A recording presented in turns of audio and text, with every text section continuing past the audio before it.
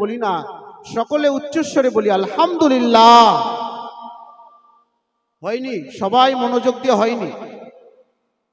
একবার আলহামদুলিল্লাহ পড়লে এর কি সওয়াব, এর কি ফজিলত, এর কি মহৎ, এর কি গুণ আমরা যদি একবার জানতাম, তাহলে আমার মনে হয় আওয়াজটা এই রকম থাকতো না, এরকম থাকতো না। একটা সুবহানাল্লাহ পাঠ করলে তার যে কত বড় নেকি, এটা আমরা অনেকেই এ সম্পর্কে অজ্ঞ, জেনেও অজানা মতো হয়ে থাকি, গুরুত্ব দিই না। আমরা সকলেই জানি হযরত সুলাইমান আলাইহিস সালাম, নাম শুনেছি, একজন নবী ছিলেন, বিখ্যাত নবী, সারা পৃথিবী রাজ করতেন, সারা পৃথিবীর বাদশা ছিলেন। সেই হযরত সুলাইমান আলাইহিস সালামের যে সিংহাসন ছিল, আল্লাহ পাক সেই সিংহাসনের এত বড় ক্ষমতা দিয়েছিলেন, পৃথিবীর এক প্রান্ত থেকে আরেক প্রান্তে যাওয়ার জন্য, মুহূর্তের মধ্যে যাতে পৌঁছতে পারে তার জন্য আল্লাহ পাক সব রকম ব্যবস্থা করে দিয়েছিলেন। আল্লাহ পাক তাকে এত এত ক্ষমতা দিয়েছিলেন, যদি তিনি মনে করতেন যে এই সিংহাসন আমি এখন এখানে বসে আছি, আমি সুদূর আমেরিকায় চলে যাব, মুহূর্তের মধ্যে সেখানে চলে যেতে পারতেন। আল্লাহ পাক এত ক্ষমতা দিয়েছিলেন। এত বড় সিংহাসন ছিলেন, 3 ইঞ্চি পুরু করে স্বর্ণ দিয়ে সেই সিংহাসনে মোড়া ছিল। 300 মন্ত্রী ডান দিকে থাকতেন, মানুষ মন্ত্রী, 300 জিন মন্ত্রী বাম দিকে থাকতেন। সামনে জনগণের সংখ্যা ছিল 1 লক্ষ মানুষের যাতে বসতে পারে এইরকম জায়গার অবস্থান থাকতো, এইরকম ছিল তার সিংহাসন। 300 জিন মন্ত্রী, 300 মানুষ মন্ত্রী, সামনে জনগণের অগণিত জায়গা, এত বড় একটা সিংহাসন তিনি মুহূর্তের মধ্যে পৃথিবীর এক প্রান্ত থেকে আরেক প্রান্ত নিয়ে যেতেন। এত বড় শক্তিশালী ক্ষমতা ছিল। একদিন সুলাইমান আলাইহিস সালাম তিনি ওই সিংহাসন নিয়ে পৃথিবীর এক প্রান্ত থেকে আরেক প্রান্তে পাড়ি দিচ্ছেন, এক প্রান্ত থেকে আরেক প্রান্তে পাড়ি দিচ্ছেন। এখন উপর দিয়ে যাচ্ছেন, এরোপ্লেন যেমন যায় ঠিক তেমন ভাবে সিংহাসন উড়ে যাচ্ছে, বাতাসের উপর দিয়ে, কোনো চাকা নেই, কোনো কিছু নেই। আজকের যুগে বিজ্ঞানরা আমরা প্লেন দেখছি, তখনকার দিনে তো এরকম কোনো সুব্যবস্থা ছিল না, যন্ত্রপাতির ব্যবস্থা ছিল না। আল্লাহ পাক তাকে এত কুদরতি ক্ষমতা দিয়েছিল, ওই সিংহাসনের মধ্য দিয়ে বিভিন্ন প্রান্তে তিনি ছুটে বেড়াতেন, তিনি উড়ে যাচ্ছেন। যেতে যেতে মাঠে একজন চাষি চাষ করছিলেন, মাঠে চাষ করছিলেন। তিনি ওই হযরত সুলাইমান আলাইহিস সালামের সিংহাসন দেখে অবাক হয়ে বললেন, আল্লাহ পাকের কত কুদরত, দেখো সিংহাসনের কিছুই নেই, না আছে কোনো ইঞ্জিন, না আছে কোনো চাকা, না কোনো সুব্যবস্থা, অথচ তিনি হাওয়ার উপর দিয়ে কিভাবে উড়ে যাচ্ছেন। এই জন্য তিনি আল্লাহ পাকের শুকরিয়া আদায় করে বলেছিলেন সুবহানাল্লাহ, আল্লাহ পাক কত বড় ক্ষমতার অধিকারী। আর এই সুবহানাল্লাহ বলার কথাটা বলতে যতটা না দেরি হয়েছে, তার হযরত সুলাইমান আলাইহিস সালামের কানে তার চাইতে দ্রুত গিয়ে পৌঁছে গিয়েছে। হযরত সুলাইমান আলাইহিস সালামের কানে সুবহানাল্লাহর কথাটা পৌঁছানোর সাথে সাথে জরুরি অবস্থা তলব করলেন, এই সিংহাসন এখানে থামিয়ে যাও, এখানেই থামিয়ে যাও। সেই সিংহাসন সেখানে অবতরণ করলেন।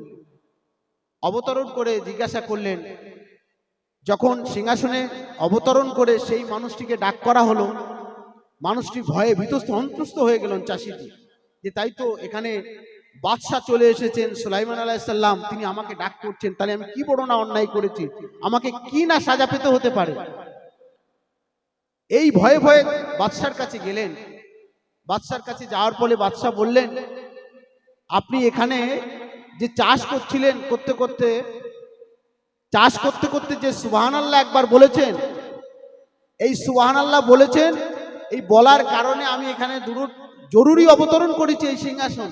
কারণ একটাই, আপনার জানা আছে কি জানি না, আমার যে এত বড় সিংহাসন দেখছেন, এতগুলো জিন মন্ত্রী, এতগুলো মানুষ মন্ত্রী, এতগুলো জনগণের আসন, এতগুলো স্বর্ণ পাত দিয়ে এই সিংহাসন তৈরি, এর কত মূল্য।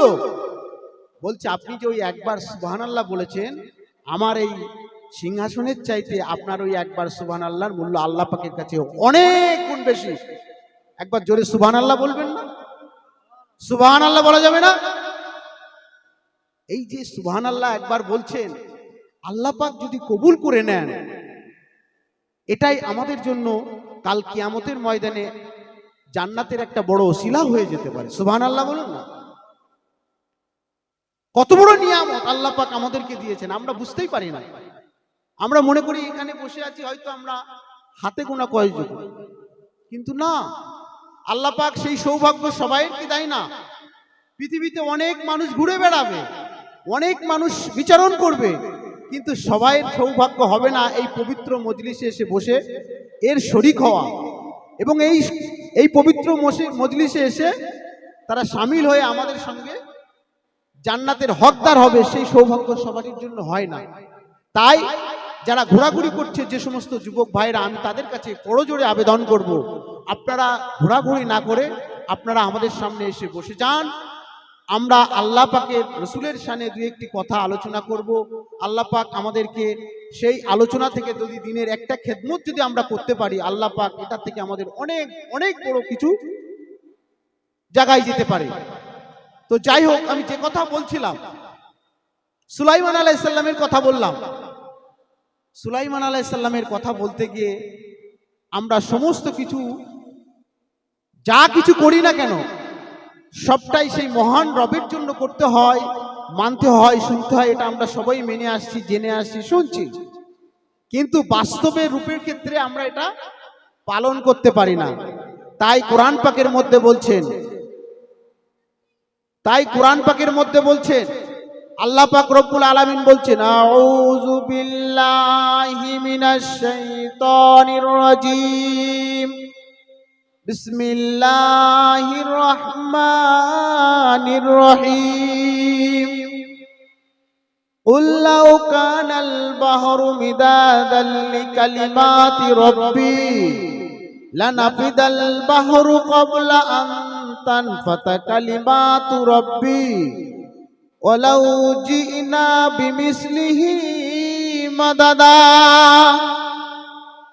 কোরআন পাকের মধ্যে আল্লাহ পাক পরিষ্কার করে বলছেন। সেই কথাটা আমি ছোট্ট কথাটার ব্যাখ্যা করে আর বেশি আপনাদের কাছে সময় নষ্ট করব না। আমাদের আরেকজন মৌলানা সাহেব আছেন, তার কাছ থেকে আপনারা অনেক মূল্যবান কথা শুনবেন, তো যে কথা বলছিলাম, মাইক বন্ধ হয়ে গেল নাকি? যে কথা আলোচনা করছিলাম, মহান রব্বুল আলামিন আমাদেরকে জানিয়েছেন, আমরা আল্লাহ পাকের প্রশংসা করি আচ্ছাই না করি, এতে আল্লাহ পাকের কোনো ক্ষতি আসবে? একবার জোরে উত্তর দেবেন। ক্ষতি হবে কিছু? কোনো কিছু ক্ষতি হবে? কোনো টাকা পয়সা ক্ষতি হবে? আল্লাহ পাকের কোনো লস যাবে? কেউ সমালোচনা করতে পারবে?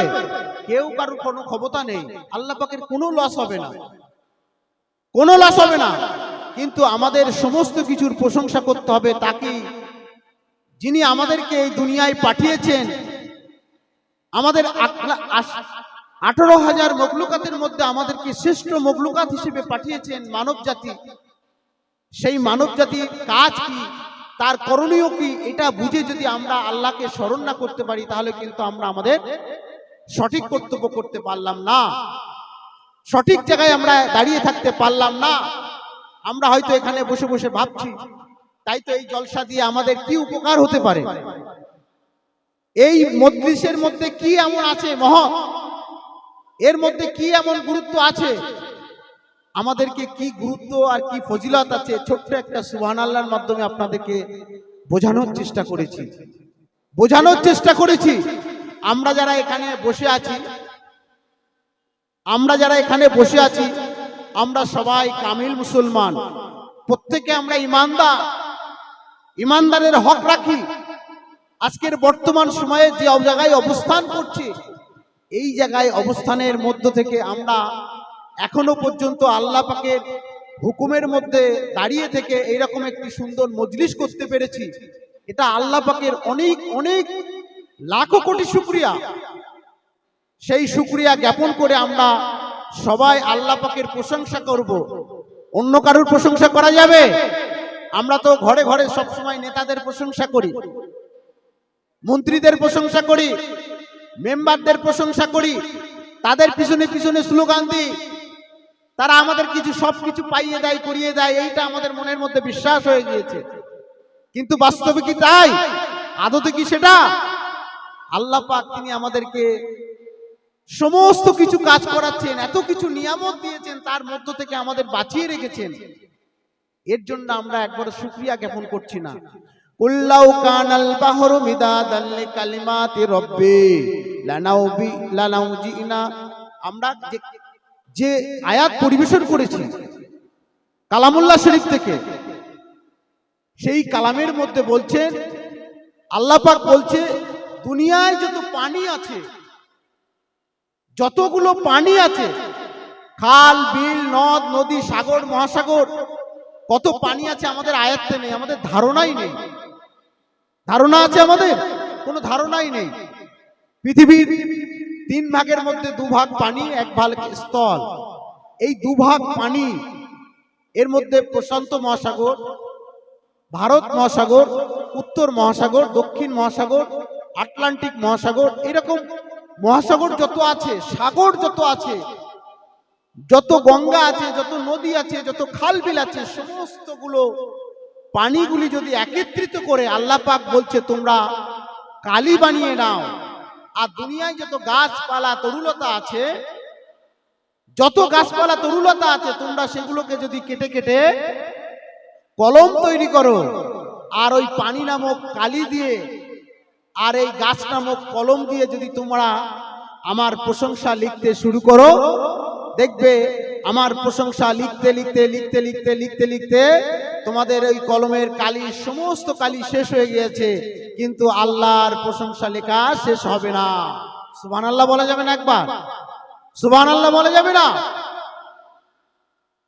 শুধু তাই নয়, বলছে ওয়ালাউ জিনা বিমিসলিহি মাদাদা, বলছে ওই পানি যদি তোমরা পুনরায় আবার ডবল করে নাও, ওই 7 সমুদ্র, ওই সাগর, ওই মহাসাগর, যা কিছু আছে, খাল বিল নদ নদী পুকুর, সমস্ত কিছুর পানি যদি তোমরা পুনরায় আবার একত্রিত করে আবার যদি তোমরা আল্লাহর প্রশংসা লিখতে শুরু করো, তবুও দেখবে তোমরা প্রশংসা করতে করতে করতে করতে তোমাদের কলমের কালি শেষ হয়ে যাবে, কিন্তু আমি আল্লাহ আমার প্রশংসা শেষ হবে না, শেষ করতে পারবেন না। সুবহানাল্লাহ বলা যাবে না? সুবহানাল্লাহ বলবেন। প্রশংসা শেষ হবে না। তাই প্রশংসা যাই করি না কেন দুনিয়ায়, আমরা একজনকেই প্রশংসা করি। যে জিনিস কেউ পারে না সেটা পারে কে? আল্লাহ। একটু উত্তর দিতে হবে। আমরা এখানে বসে আছি, আল্লাহ আমাদেরকে দেখছেন তো, নাকি দেখছে না? যে জিনিস কেউ দেখে না সেটা দেখে কে? যে জিনিস কেউ পারে না সেটা পারে কে? আল্লাহ। এটা সহজ জিনিস, আমরা সকলেই জানি। আমরা সকলেই জানি আল্লাহ ছাড়া আমাদের কোনো গতি নেই। অতএব আল্লাহর দিকে আমাদেরকে ফিরে আসতে হবে।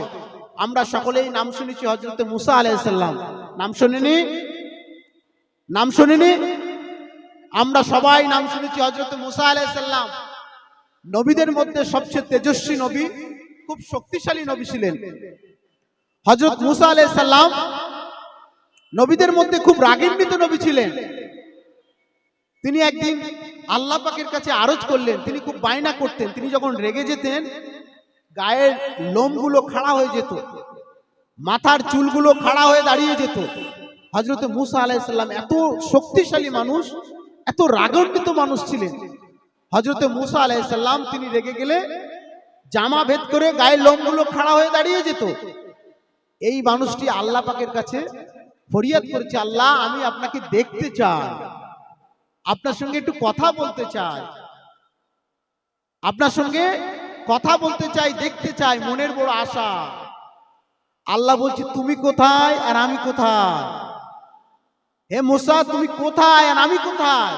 তুমি তো পৃথিবীতে আছো, জমিনের মধ্যে, আর আমি আছি প্রথম আসমানে নয়, দ্বিতীয় আসমানে নয়, তৃতীয় আসমানে নয়, সপ্তম আসমানে। সপ্তম আসমানে আরশে মুআল্লা, আরশে আজিম আল্লাহ পাক তিনি অবস্থান করছেন। তুমি কোথায় আছো, আমি কোথায় আছি? তোমার আমার মধ্যে 70,000 পর্দা আছে। এক একটা পর্দার দূরত্ব 1000 বছর, 1000 বছরের রাস্তা। এক একটা রাস্তা, এক একটা পর্দার দূরত্ব 1000 বছরের রাস্তা, এরকম করে 70,000 পর্দা আছে। ফলে তোমার সঙ্গে আমার দেখা হওয়া কোনো মতেই সম্ভব নয়, কখনোই সম্ভব নয়। আর সেই চোখ তোমার নেই যে তুমি আমাকে দেখবে, তুমি বেহুশ হয়ে যাবে, তুমি পুরে ছারকার হয়ে যাবে। মুসা আলাইহিস সালামের বড় ইচ্ছা, বড় আকাঙ্ক্ষা, আল্লাহ পাক মুসা আলাইহিস সালামের সঙ্গে অনেক কথোপকথন করলেন, অনেক কথা বলছেন।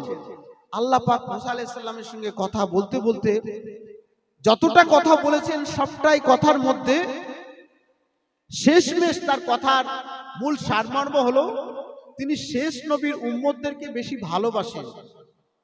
এই যে এখন মুসা আলাইহিস সালাম আছে নবীর সঙ্গে, তিনি নবী, তার সঙ্গে কথা বলছেন, তার যত উম্মতরা আছে সবকিছুর মধ্য দিয়ে তিনি শেষ নবীর উম্মতদের বর্ণনা করছেন। যতক্ষণ কথা হয়েছে তার 80% কথা শেষ নবীর উম্মতদের নিয়েই কথা হলো। তো হযরত মুসা আলাইহিস সালামকে আল্লাহ পাক জিজ্ঞাসা করছে, তুমি আমার কথা কিছু বুঝতে পারলে? মুসা আলাইহিস সালাম বলছেন, না আল্লাহ, আপনার কথা আমি বুঝতে পারিনি, আপনার কথা আমি বুঝতে পারিনি। তা আল্লাহ বলছেন, আপনি আমার কথা বুঝবেন কি করে? আমি তো যে ভাষায় কথা বলেছি, এই যে এতগুলো কথা বলেছি, এই ভাষার মধ্যে মুসা তোমার ভাষা ছিল না, যার ফলে তুমি বুঝতে পারোনি।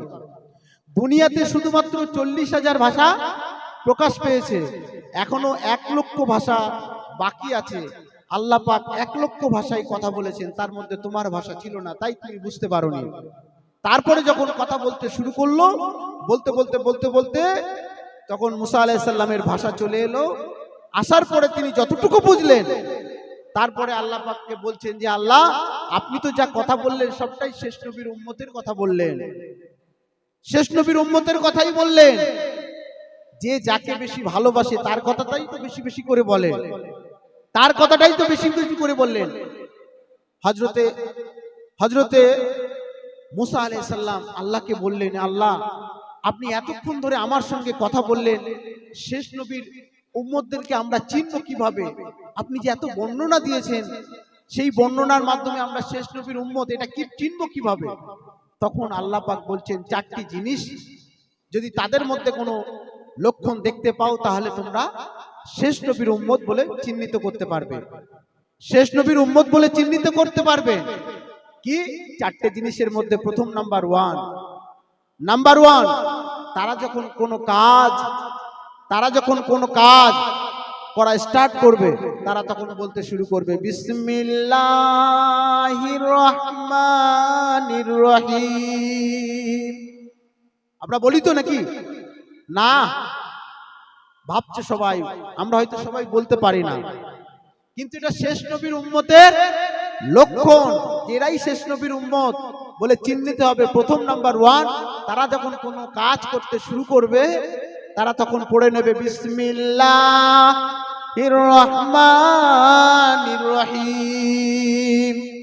আল্লাহ পাক বলছেন, কেউ যখন বিসমিল্লাহ বলে কোনো কাজ স্টার্ট করছে, শুরু করবে, কোনো কাজ বিসমিল্লাহির রহমানির রহিম বলে শুরু করবে, বলে সেই কাজ যতক্ষণ না শেষ হচ্ছে, যতক্ষণ না সমাপ্ত হচ্ছে, সেই কাজের সম্পূর্ণ দায়িত্ব আমি আল্লাহ আমার উপরে থেকে যায়। সুবহানাল্লাহ বলা যাবে না? বোঝা গেল কি তাতে? কিছু আমরা বুঝতে পারলাম? শেষ নবীর উম্মতের প্রথম নাম্বার নিদর্শন, আমরা সব কাজে বিসমিল্লাহ বলি তো? বলতে পারি না। এখন আপনাদের মনে প্রশ্ন জাগতে পারে, বিসমিল্লাহ বলে আমরা রাস্তায় চলছি, চলতে চলতে রাস্তার ধারে দোকান রয়েছে, একটা বাদাম তুলে দেখছি কেমন বাদামটা, বিসমিল্লাহ বলে মুখে ঢেলে দিলাম, হবে? বিসমিল্লাহ বললে হবে? রাস্তাতে হাঁটছি, ঝড় এসেছে, আম পড়েছে, আমটা নিয়ে গিয়ে বাড়িতে দুধ দিয়ে মেখে কায়দা করে খেলাম, বিসমিল্লাহ বলে সুন্দর করে কায়দা করে খেলাম, তাহাজ্জুদের নামাজ পড়লাম, হবে বিসমিল্লাহের ফজিলত? এই বিসমিল্লাহ পড়তে হবে। কেউ বিড়ি খাচ্ছে, বিড়ি খাওয়ার আগে বিসমিল্লাহ বলে টান দিয়ে শেষ টানটা সুবহানাল্লাহ আলহামদুলিল্লাহ বলে শেষ করলো, হবে? হবে না। বিসমিল্লাহ বলতে হবে ভালো কাজে, ভালো কাজে বিসমিল্লাহ বলতে হবে, খারাপ কাজে আল্লাহ পাকের সঙ্গে ইয়ালি করা চলবে না। খারাপ কাজে আল্লাহ পাকের সঙ্গে ইয়ারকি করা চলবে না। তাই বিসমিল্লাহ আমরা পড়ার চেষ্টা করব, আমাদের জীবনের মধ্যে আনার চেষ্টা করব। আমাদেরকে এই বিসমিল্লাহ যতক্ষণ না আমরা নিয়ে আসতে পারবো, দেখবেন আমাদের কাজের মধ্যে বরকত আমরা পাবো না, আমাদের সেই সার্থকতা, সেই সফলতা আমরা খুঁজে পাবো না। দুই নম্বর শেষ নবীর উম্মতদের নিদর্শন হচ্ছে, আল্লাহ পাক বলছেন যখন কোনো বান্দা শেষ নবীর উম্মত বলে চিনবে, যখন কোনো বান্দা বিসমিল্লাহ বলে কাজ শুরু করবে,